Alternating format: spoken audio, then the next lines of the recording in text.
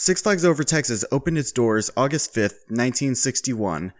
This is the theme park that started it all for Six Flags, and after almost 6 decades, it still is one of the biggest amusement parks in Texas. Since this is my home park, I decided to rank every single ride from worst to best. So here's every single ride at Six Flags Over Texas ranked.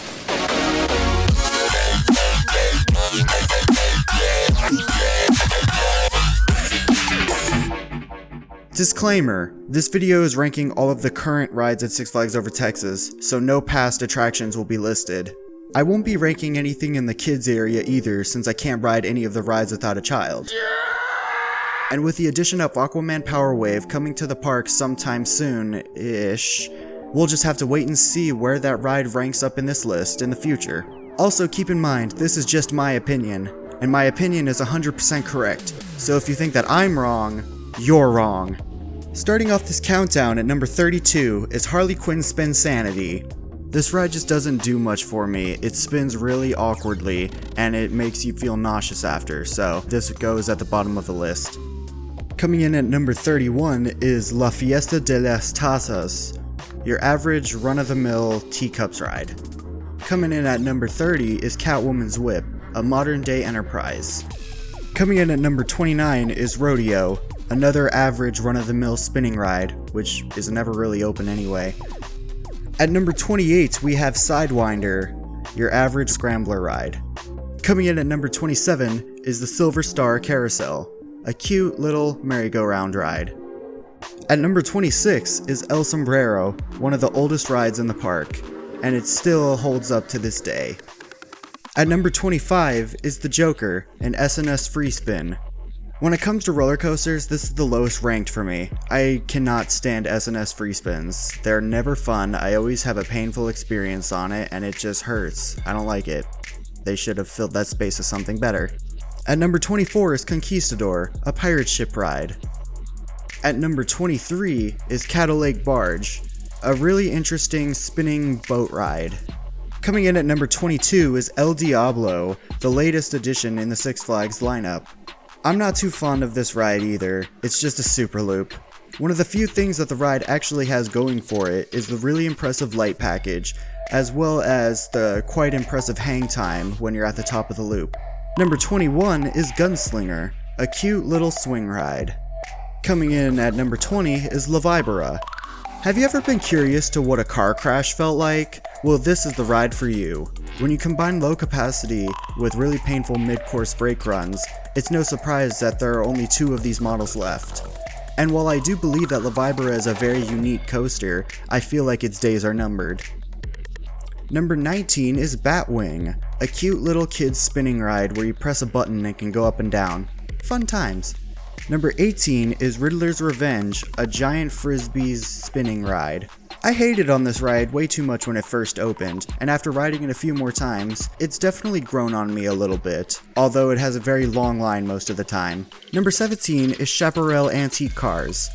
This ride is always fun to go on when you need a break from high-speed roller coasters, and it provides a unique, calming, and scenic experience going through a small path isolated from the rest of the park. Number 16 is Mini Mine Train. This coaster is fun for adults and children. On top of that, it gives you really cool views of Mr. Freeze that you wouldn't be able to see from the path. Number 15 is Oil Derrick, the park's observation tower. While some may argue whether or not this is an actual ride, it's my channel so I can do whatever I want. This attraction gives you spectacular views of the entire park, as well as the surrounding cities. Always a good time. Number 14 is Roaring Rapids. This ride is always a fun way to cool off on a hot summer day, because you get struck with wetness. Number 13 is Pandemonium, a Gerstlauer spinning coaster. I remember when this ride first opened, it was originally called Tony Hawk's Big Spin, and to this day, that's what I still call it. Number 12 is Mr. Freeze Reverse Blast, a Premier Rides launch coaster. I have mixed feelings about this coaster. It's fun and exhilarating, but it's also very short, and it's really starting to show its age, and I feel like it's gotten rougher over the years, and every time I ride it I always have to take a break because it gives me such a headache. Headaches! You give me headaches! Number 11 is Texas Sky Screamer. What if you took Gunslinger and made it go up 400 feet? That's what you get.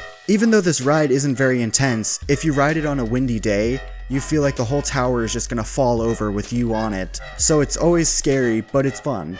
Number 10 is Batman the Ride.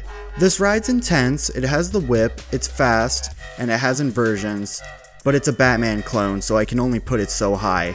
Number 9 is Justice League Battle for Metropolis. This ride is an interesting way to get out of the hot sun because the line always moves really fast, and the 3D motion simulator aspect is really cool too. Number 8 is Runaway Mine Train. This is the oldest roller coaster in the park, and you can certainly tell that it is. Even though this ride is full of janky aero transitions, it's still a fun, long ride, and I will always love that final drop into a tunnel that goes under the freaking lake. It's super cool. Keeping up with the Runaways, number 7 is Runaway Mountain. This is a quirky, fun roller coaster that takes place in total darkness. Just from the POV alone, you can easily tell why this roller coaster ranks up so high on this list because it's fun, has airtime, awesome turns, and will always keep you on your toes. Number 6 is Judge Roy Scream, the park's only wooden roller coaster.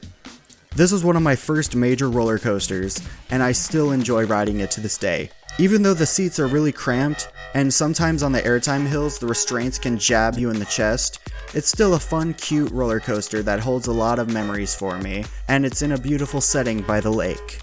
Coming in at number 5 is El Aserradero, the park's log flume. This is another ride that I always try to ride whenever I'm at the park because the lines are never really too long, and it's always a fun way to cool off on a hot day, and I hope it sticks around for a long time. And at number 4 is Superman Tower of Power, an SNS launch tower. This ride is fast, fun, gets your blood pumping, and it has one of the biggest drops in the park, which is always crazy fun. And kudos to Six Flags for adding a single rider line to this attraction. Taking the bronze is New Texas Giant. For the first RMC, it still holds up very well. Although compared to newer RMCs, this coaster might seem tame, it still gives great airtime and it's a fun, long ride. And if it wasn't for the long lines that this ride gets, I would be riding it all day. Taking the silver is Titan.